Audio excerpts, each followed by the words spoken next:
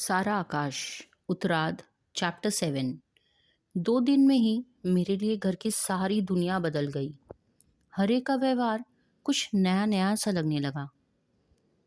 इसे कुछ कुछ महसूस तो मैं भी कर रहा था, लेकिन सबसे पहले इसे बताया प्रभा ने। उस दिन आते हुए मुझे देर हो गई। आशंकाओं से कांपते हुए घर में पांव रखा कि बाबूजी से सामना पड़ गया। वे मजदूर के सिर पर लकड़ियां लदवाए आ रहे थे। झोले में कुछ सब्जियां लटकी थी। यह उनकी आदत थी।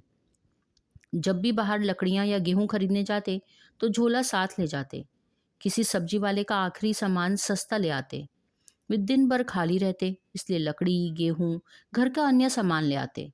अक्सर हम भाइयों में इसको लेकर झगड़े भी हो जाते कि ये सारे सामान कौन लाए। सबको अपनी अपनी पढ़ाई महत्वपूर्ण लगती और सबको डर था कि आते जाते क्लास का कोई लड़का या अध्यापक देखकर क्या सोचेगा। जैसे ही बाबूजी को देखा, मेरे प्राण सूख गए। पिछले दिनों तो मेरी यह आदत ही हो गई कि चुपचाप दबे पांव ऊपर चला जाता, वहीं अलग थलग रहता। इसलिए जब भी किसी से मुलाकात होती, या तो बाहर आते जाते या नहाने खाने के लिए नीचे उतरते चढ़ते। सोचा अब उस दिन का गुबार बाबूजी दोबारा निकालेंगे। लेकिन मुझे देखते ही बोले, बड़ी देर लगा दी समर। आखिर बहू खाने को भी तो बैठी रहती है। खाना वाना खाकर ही घूमने निकल जाया करो। फिर ठंडा खाना शरीर को लगता भी तो नहीं है। बाबूजी के स्वर के इस वात्सल्य को तो न जाने कब से मैं भूल ही गया था। सुनकर शरीर ऊपर से नीचे तक रोमांचित हो गया। मैं तो डांट खाने के लिए तैयार था। इस अपनेपन के स्वर से मन दर्द में दहल उठा। भगवान जाने क्या होने को है। लेकिन प्रभा ने जल्दी ही मेरा डर निकाल दिया। उसने बताया, अब तो घर वालों का रवैया हमारी तरफ से बड़ा उदार हो गया है। मैं चौंका। दोपहर वाली बात याद आ गई। क्यों, कोई खास बात हो गई क्या? मैंने पूछा। नहीं, खास बात तो नहीं। वैसे ही हर बार मैं देखती हूँ, पहले जिन बातों पर बुरी तरह कलह होती थी, अब तो तुम्हारी अम्मा और भाभी जानबूझकर तरह देती है। अब तो अम्मा बात बात में कहती है, वह सहारा दे देगा तो मुसीबतें कुछ कम हो जाएंगी। कल पूछ रही थी, कपड़े वपड़े तो है ना तेरे पास? भाभी ने बेटी को आइसक्रीम ली तो मेरे भी पीछे पड़ने लगी कि तुम भी खा लो। मैं चुप हो गया। हाँ, यही तो परिवर्तन मैं भी महसूस कर रहा हूँ। और घर वालों का यह नरम व्यवहार ही मन को डरा रहा है। काफी देर तक कुछ नहीं बोला तो प्रभा ने झकझोरा, क्यों, क्या सोचने लगे? गहरी सांस लेकर कहा, कुछ नहीं प्रभा। अब तुम बताओ, मैं इन घर वालों को कैसे समझाऊं कि मैं अभी घर की मदद नहीं कर सकता। ये हैं कि मुझ पर सारी आशा लगाए बैठे हैं। मैं तो कहता हूँ अपना और तुम्हारा ही खर्च निकल जाए तो बहुत है। कम से कम हम लोग घर पर बोझ तो नहीं रहेंगे। अपने को अलग कर लेंगे। पर इस बार बीए की पढ़ाई भी है, हंसी खेल तो है नहीं। उधर दिवाकर ने साफ बता दिया, अगर बीए में पढ़ो तभी काम लेना।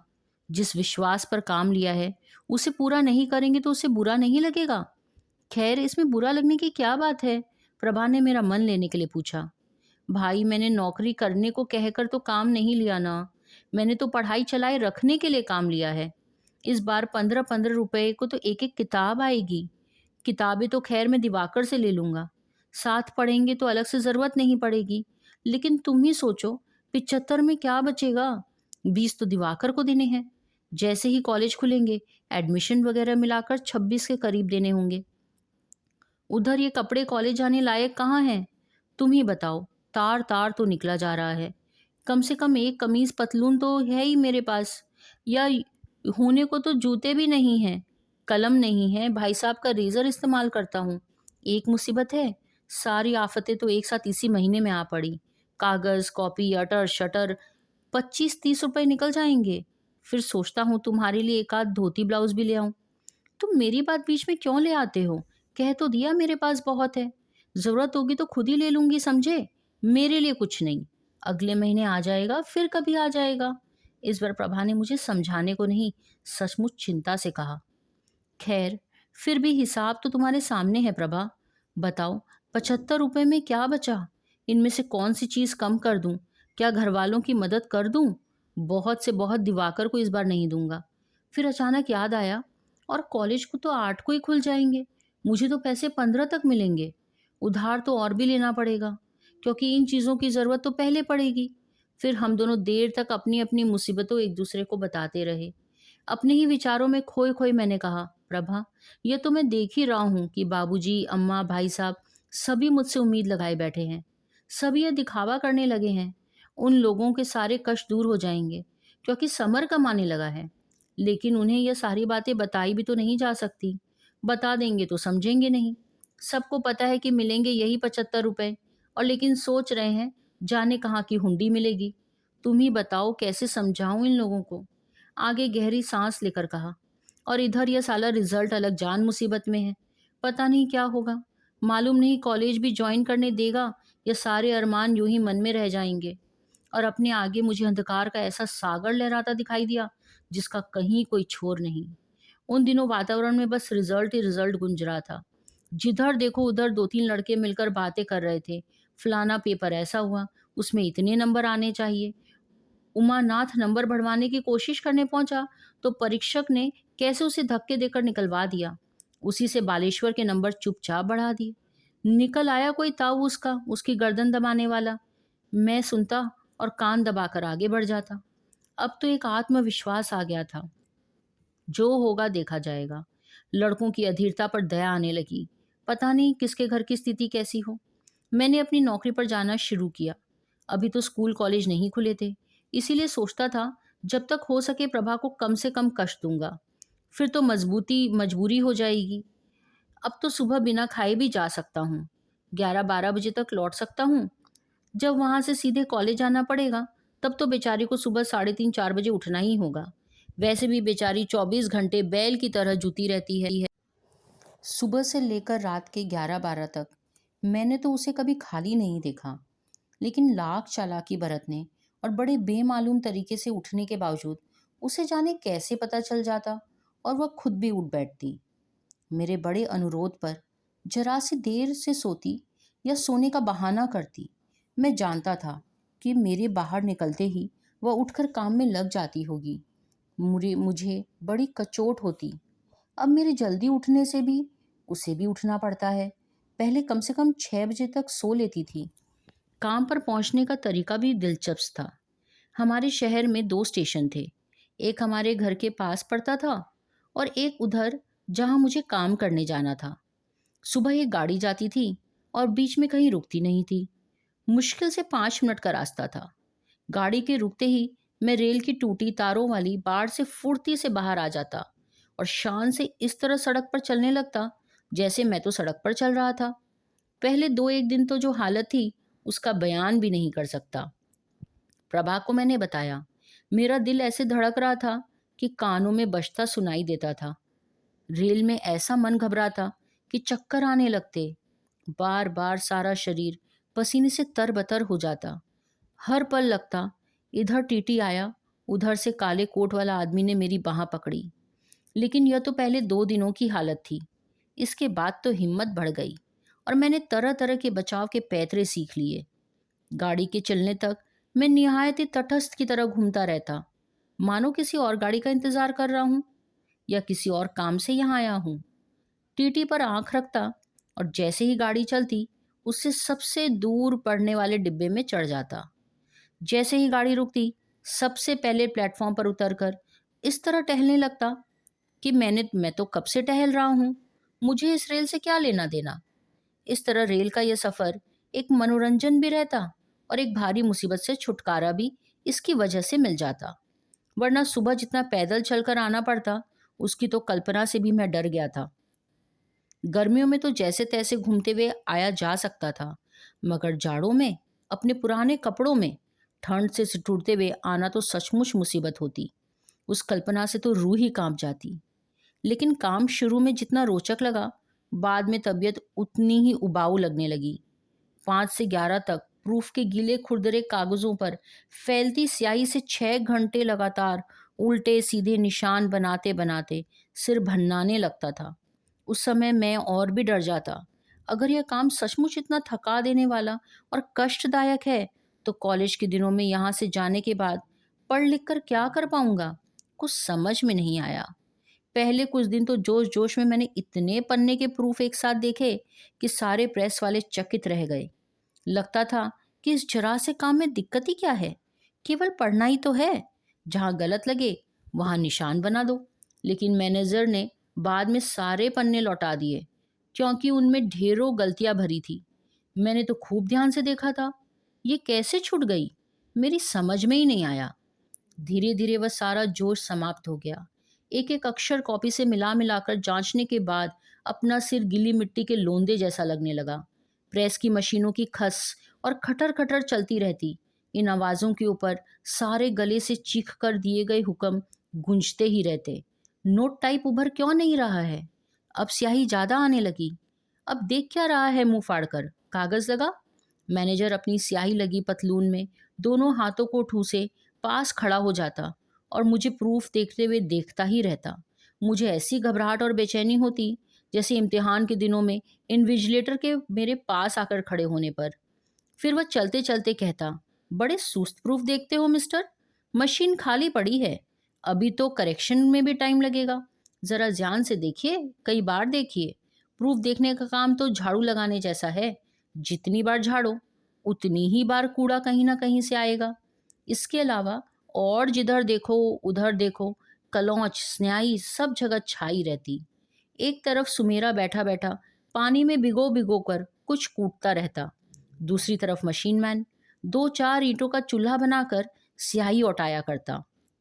सरेस की बदबू से उबकाई आती। मशीनों से टपकती काली तेलदार कीचड़ अदबदा कर कपड़ों पर लग जाती।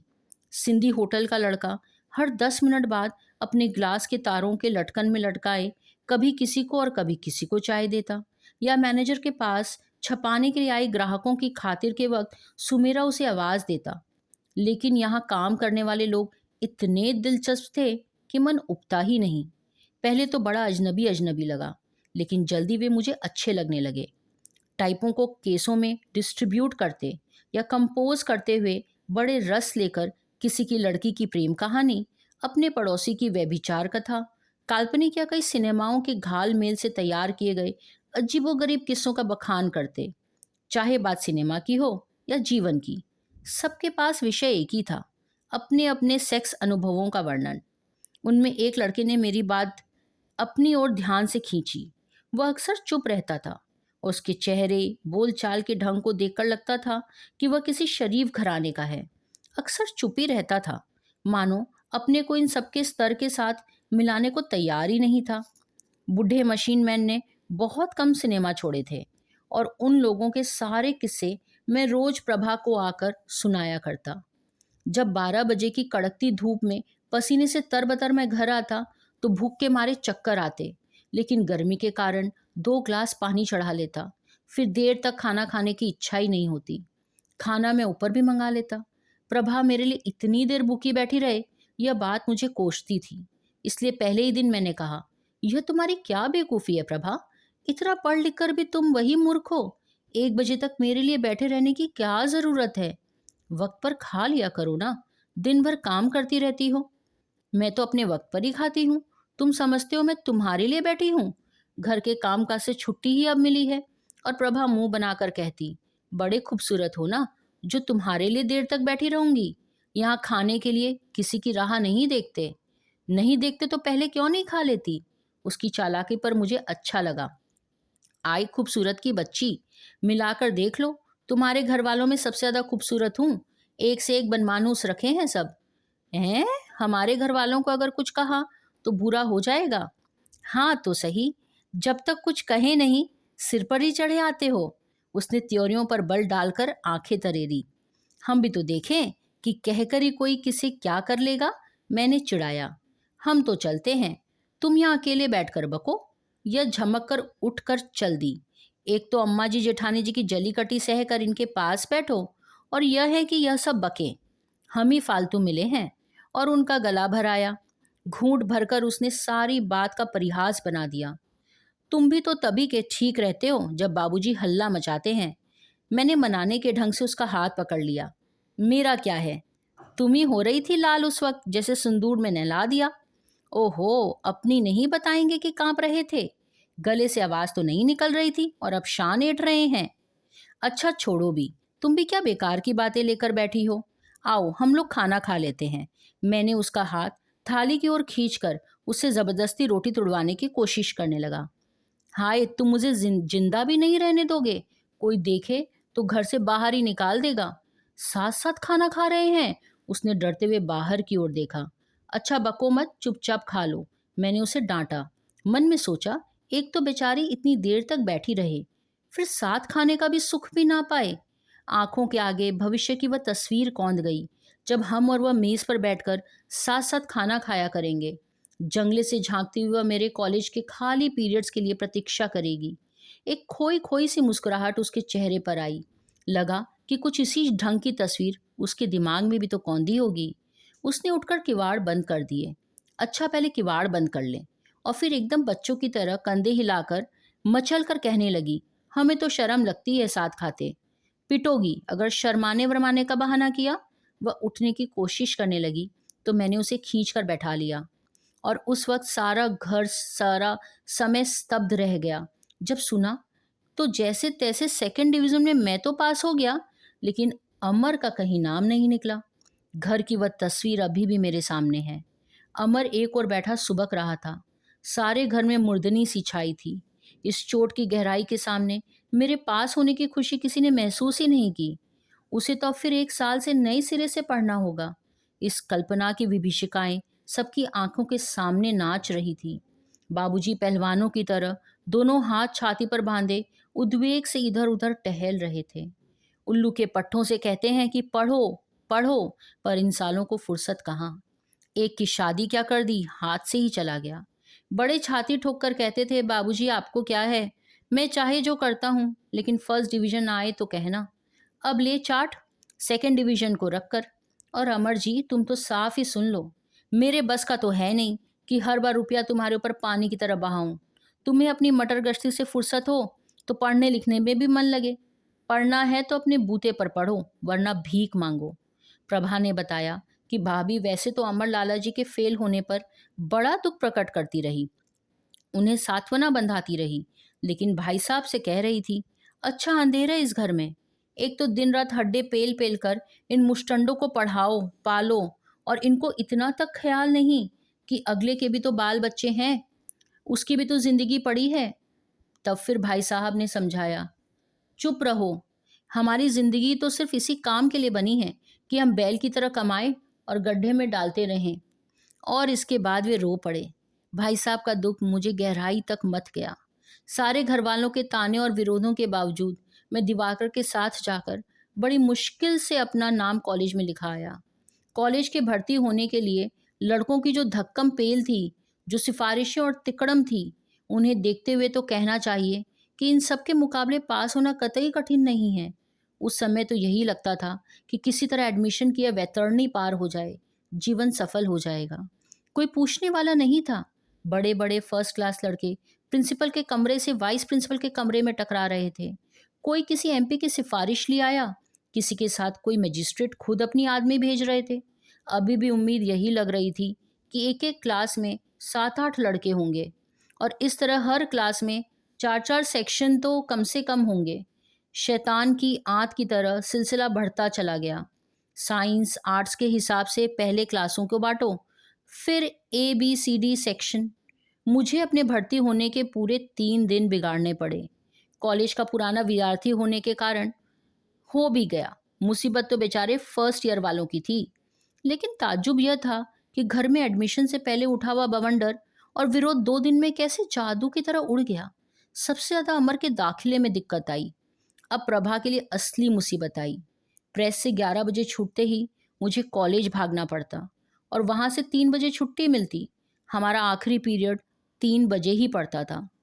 ये वो तो कहो कॉलेज में अभी MT यानी कि मिलिट्री ट्रेनिंग शुरू नहीं हुई, वरना 4:30 से लेकर 7:30 तक घिसना पड़ता। न जाओ तो 8 आने फाइन दो। तब तो सुबह 4:30 बजे घर से निकलकर बड़ी मुश्किल से रात को 7:30 या 8 बजे घर पहुंच पाया करूंगा। खाने की समस्या फिर बुरी तरह सामने आ गई। प्रभा ने कहा, तुम क्यों बेकार सिर खपा रहे हो? मैं तो कह रही हूँ सुबह 3 बजे ही उठकर बना दूंगी। एक तो तुम यो सारा दिन काम में जुटी रहती हो, फिर ऊपर से यह। 11:30 बजे सोकर 2:30-3 बजे सुबह उठोगी? आखिर तुम्हारा इरादा क्या है? मैंने नकली गुस्से में कहा। साफ ही कह दो ना कि मैं तुम्हें मार दूं। ओहो, जरा सा काम करने में मैं मरी जाती हूँ, और काम क्या मुफ्त में करूंगी? कह देती हूँ, सारा बदला चुकाना पड़ेगा। मैं उसके इस ढंग की और अदा पर मैं रीझ गया। गदगद कंठ से बोला, देखो, जिंदा रहा तो पाई पाई चुकाऊंगा। सब कुछ इसीलिए तो कर रहा हूँ कि तुम्हें ठीक से रख सकूं। नहीं तो 4 बजे से रात के 10 बजे तक मैं जूता रहूं। मुझे क्या दौरे लगते हैं? फिर अचानक संभल कर कहा, नहीं, जो कुछ भी हो, 3 बजे तुम्हें किसी भी हालत में नहीं उठने दूंगा। अच्छा, ऐसा क्यों नहीं करती कि रात को बनाकर रख दो? लेकिन सुबह तक तो बासी हो जाएगा। नहीं होगा बासी, और सुबह 10 बजे प्रेस में भी तो खा लूंगा। इतनी देर में क्या बासी हो जाएगा? मुझे लगा प्रभा जैसे राजी हो गई। बोली, और दिन भर उस बर्तन को साथ लिए घुमा करोगे? साथ लिए तो बहुत घुमा। कहीं वहीं प्रेस में रख दूंगा, लौटते वक्त उठा लूंगा, एकदम पास ही तो है। लेकिन उसे एकदम टाल कर कहा, अरे कुछ नहीं होता, सुबह ही बना दूंगी। गरम गरम खाना खाकर जाओगे तो जरा स्मार्ट भी लगोगे। कहते हैं बासी खाना खाने से दिमाग ठस हो जाता है, सारा दिन आलस्य रहता है। और फिर एकदम याद करके जरा उम्गे स्वर में कहा, और हाँ, एक बात बताएं, अम्मा ने कह दिया है कि अगर खाना ले जाओ तो ढंग से 4 पराठे सेक दिया करूं। बाहर कोई दोस्त खाने बैठ जाए, देखे भले तो भाई रोटी अच्छी नहीं दिखती। अच्छा, यह तो मुझे मालूम ही नहीं था। मैंने चिंता भरे स्वर में कहा, प्रभा, मैं तो सारे घर को जानता हूँ। यह सब इसलिए कि मुझे 10-11 को तनख्वाह मिलेगी। नहीं तो मैंने जो कॉलेज के लिए कपड़े बनवाए हैं, या किताब कॉपियाँ और फीस, तुम समझती हो, यह सब यूं ही चुपचाप हो जाता। एक एक चीज पर हत्या हो जाती, हत्या। अब तुम ही बताओ, इनमें मैं क्या उनको दूंगा? अच्छा, एक काम करें, तुम किसी तरह भाभी को इस महीने के हमारे सारे खर्चे का हिसाब दे सकती हो। सो मेरी खोपड़ी पीटे और तुम अपने अलग खड़े तमाशा देखो। तुम ही अकेले चालाक हो ना। अम्मा दांत किटकिटा कर कहेंगी, कसम की कमाई का हिसाब दे रही है। तो फिर तुम ही बताओ कैसे समझाया जाए। वैसे तो मैंने अब जान लिया कि खाने के सिवा घर वालों पर बहुत कम खर्चे रखेंगे, लेकिन देखें आगे क्या होता है। और फिर गहरी सांस इस तरह अपने आप फूट पड़ी कि सारा वातावरण आर्द्र हो गया। कुछ देर की चुप्पी के बाद मैंने सिर झटक कर कहा, प्रभा, मेरे तो जी में आता है कि छोड़ो ये सारी आफत को, मारो इसे मुसीबत को गोली। किस चक्कर में जाकर उलझ गए। न दिन को चैन न रात को आराम। फिक्र के मारे दिन रात की परेशानी। सुबह 4 से लेकर रात के 10 बजे तक पागलों की तरह इधर उधर कभी भाग रहे हैं। कहीं अपने आनंद की क्लर्की करेंगे ना, और 60-70 हज़ार रुपए, 60-70 रुपए महीने की मस्ती फटकारेंगे। सुबह 10 बजे जाएंगे, 5 बजे घर हाजिर हो जाएं करेंगे। ज्यादा से ज्यादा फाइलें ही तो लानी पड़ेंगी। प्रभा ने हमदर्दी से मेरा चेहरा देखा। लेकिन मुसीबत सिर्फ रुपए की तो नहीं है, उतना तो तुम्हें भी मिलता है। असली मुसीबत तो यह है कि हमारे सपने बहुत ऊंचे हैं, भविष्य के नक्शे बिल्कुल अलग हैं। यही तो सारी मुसीबत की जड़ है प्रभा। लेकिन वह सपने मेरे अकेले के तो हैं नहीं। मैंने परेशानी से कहा, अब तुम ही बताओ, इन सपनों को लेकर कहाँ जाएं? दिल है तो सपने भी हैं। आज तुम कैसी बातें कर रहे हो ये सब? प्रभा प्यार से झिड़क कर बोली, अरे जरा सी मुसीबत है, दूर हो जाएगी। सपनों का सुख भी तो हम ही उठाएंगे। उनके लिए जरा सी तकलीफ भुगत लेने में क्या हर्ज है? और चाहे तुम्हारे साथ कोई हो या ना हो, मैं तो हूं। और मेरा हृदय इस तरह गदगद हो गया, मन हुआ उसकी गोद में सिर रखकर रो पड़ूं। यह किसी स्वर्ग की शाप भ्रष्टा देवी है जो अपना समय गुजारने यहाँ आई है। अगर यह मेरी हिम्मत को ना ललकारती तो क्या मैं इस सबको पार कर पाता? कभी नहीं। मैं तो जाने कब का टूट जाता। भर्राई गले से मैंने पूछा, अच्छा प्रभा, एक बात बताओ, इतने कष्ट, मुसीबत, निराशाओं में भी तुम्हारा दिल नहीं घबराता? जिन दिनों मैं तुमसे बोला नहीं, तुम्हें तंग किया करता था, उन दिनों जरा देर के लिए भी तुम्हारा मन में पराजय की भावना नहीं आई? मैं? उसने निहायत ही आत्मविश्वास भरे लहजे में कहा, मुझे तुम अभी नहीं जानते, मुझ में बहुत ज्यादा जीवनी शक्ति है। इससे भी ज्यादा मुसीबतों को मैं विचलित नहीं होंगी। विवाह से पहले बड़ा डर लगता था कि आगे जाने कैसे होगा, लगता था किसी भी मुसीबत को मैं सह नहीं पाऊंगी। अब जब देख लिया है कि तकलीफ किसे कहते हैं, तो लगता है कि बस इसी के लिए इतना डर था। और शायद अध्यापिकाओं जैसी अपनी इस भाषा पर वह खुद ही लजाकर नीचे देखने लगी। मुझे लगा जैसे उसके चेहरे पर एक तेजोल अरुणामा फूट फूट कर ज्योति मंडल सा बना रही है। नहीं प्रभा, मैं कोई हारा थोड़े ही हूं। मैं तो यूं ही कह रहा था। तू देखती रहना, मैं सब करूंगा। मैं तेरे लिए क्या क्या करता हूँ, अभी तुझे पता ही नहीं है। और अपने रोमांचित हाथों से मैंने उसके दोनों कंधे पकड़कर उसका सिर उठा लिया। उसकी झुकी पलके चेहरे को देखकर एक अजब सा ख्याल मन में आया। मान लो इस बीच यह माँ बन गई तो। और मुझे लगा मेरी बात को जाने कैसे वह समझ गई और उसका चेहरा पहले से भी गुलाबी हो गया।